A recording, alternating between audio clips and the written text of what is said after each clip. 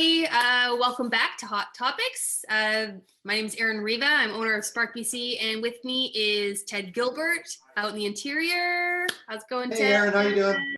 Always good. And we've got Dave Chevalier out in Chilliwack. Hey, Dave. Hi, Erin. Nice to see you.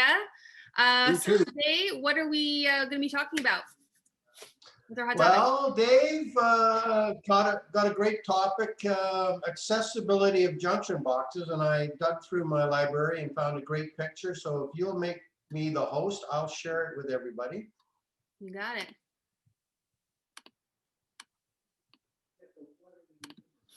There you go. Okay.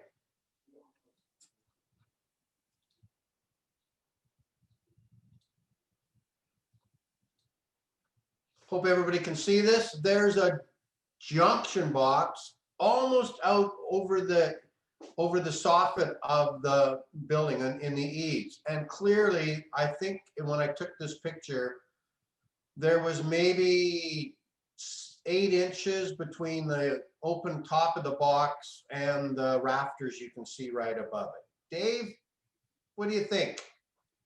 Well, I think a guy like me would never get in there. So how would you even get around to accessing that junction box, making any changes, fixing burnt wiring? Who knows? How would you do it?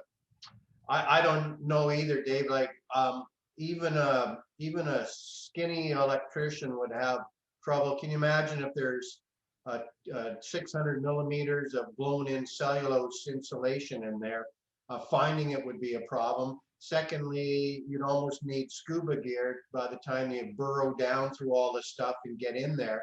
So you'd be laying face down in a pile of cellulose or worse, fiberglass insulation, maybe sticking a roofing nail in the back of your head or your hand while you're struggling to get this box open. It's just a super poor location. Shall we have a look at the code rule?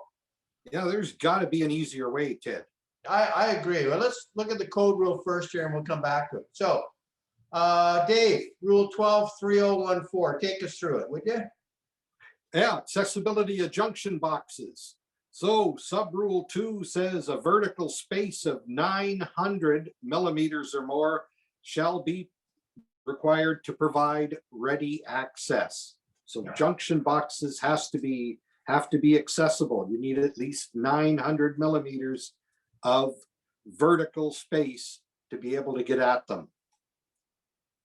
Right. And so sometimes in attics and complicated roof structures, when they're putting the roof trusses up, there's really only really small spaces to get from one roof space to the other in the same building, same house. So sub rule 1 pretty much covers that.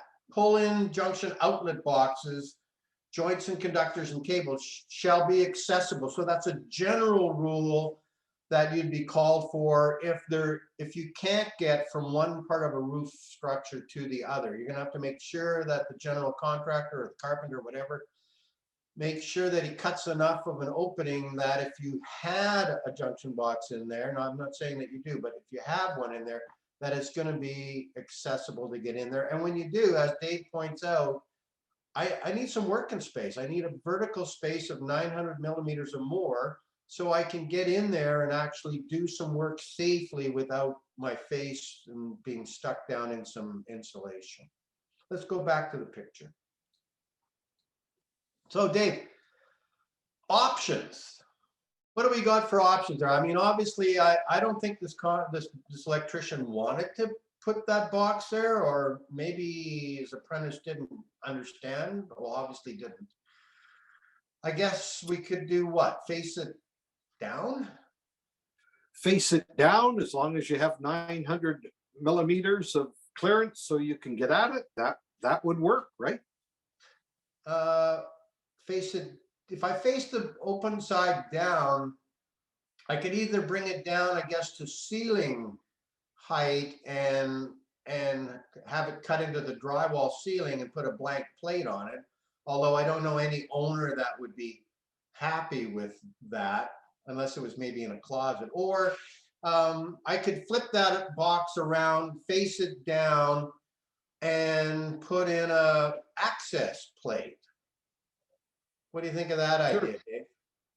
Well, an access hatch would work if you know, if you had no other way to do it, but why put it there in the first place? Yeah, I agree. All you guys out there, if you're doing work, think twice about this. You may be if you put this box there, you may be the guy that's asked to go up there and fix a splice. Maybe a runner gets spliced wrongly or something, and you got 2 feet of cellular fiber up there. So just a little point about this. It's a common violation.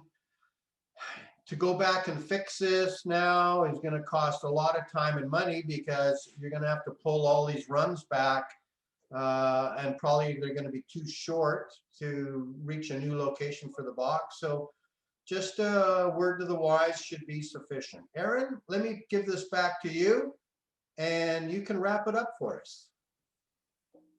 Awesome. Thanks, guys. So if anybody has any questions out there, or as always, contact us at info@sparkbc.ca, or you can always drop a question in the comments. Feel free to come to our website as well at sparkbc.ca. We have a great community there where all of these videos are posted, as well as a whole bunch of other photos and questions and comments from our team of experts.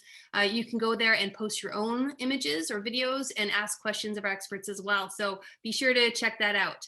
As for you guys, have a great weekend. Thanks, Aaron. We will. Save some Take wine care. for me, next time I see you. I Stay know. well and all that. I hope to see you soon. Yeah, you too. Bye, Dave. Bye. See ya.